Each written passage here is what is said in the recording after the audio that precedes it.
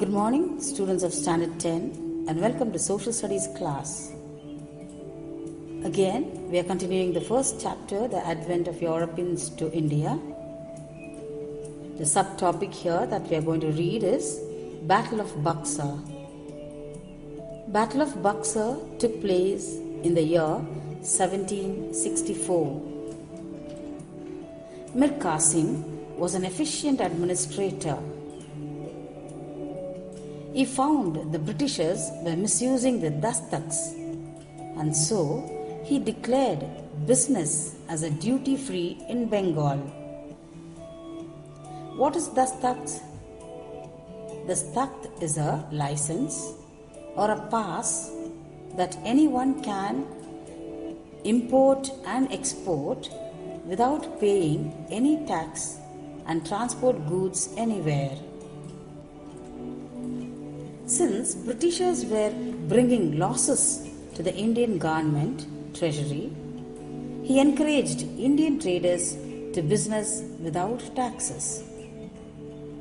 As a result, British trade suffered because of the competition from Indian traders. So, the Britishers dethroned Mir Qasim and brought Mir Jafar as Nawab. Mir Qasim, with the support of Indian merchants, artisans, Mughal ruler Shah Alam II and Nawab of Oudh, Shuja-ud-Dawla, attacked the Britishers. British army was led by Hector Munro. Mir Qasim got defeated and ran away from the battlefield. Shah Alam II surrendered fully to the Britishers. That was the end of Battle of Buxar. Now let's see the outcome or the result of Battle of Buxar, which took place in 1764. The results. Shah Alam II was given Diwani right over Bengal. Diwani right means the right to collect land taxes. Shah Alam II got annual fee of rupees 26 lakhs. The Nawab of Oudh had to give away a fine of rupees 50 lakh for waging war against the company, that is the East India Company. With the death of Mir Jafar, the company paid pension to his son.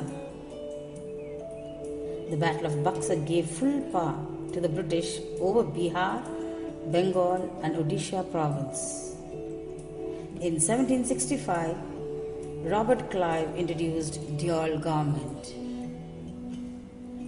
That is all were the results and the outcome of Battle of Buxar, which took place in 1764. Now let's know something about what is dual government. Dual government means double government. The British had the right to collect land taxes. The Indian Nawab had to look after the administration and justice of the country. Now here students, a few questions and answers also are given to you all. I request all of you to write the question and answers in your new notes as a social studies notes and present it when you come to school.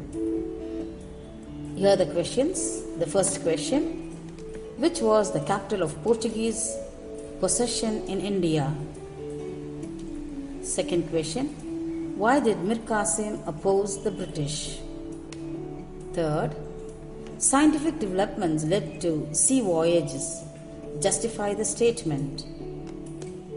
Fourth question, what made the Europeans discover sea route to India? Fifth question, how did the British gain monopoly over trade in India? Sixth, how did British convert Bombay, Madras and Calcutta into their administrative centers? Seventh, which were the main Dutch trading centers in India? Eighth, how did Portuguese try to establish their power in India?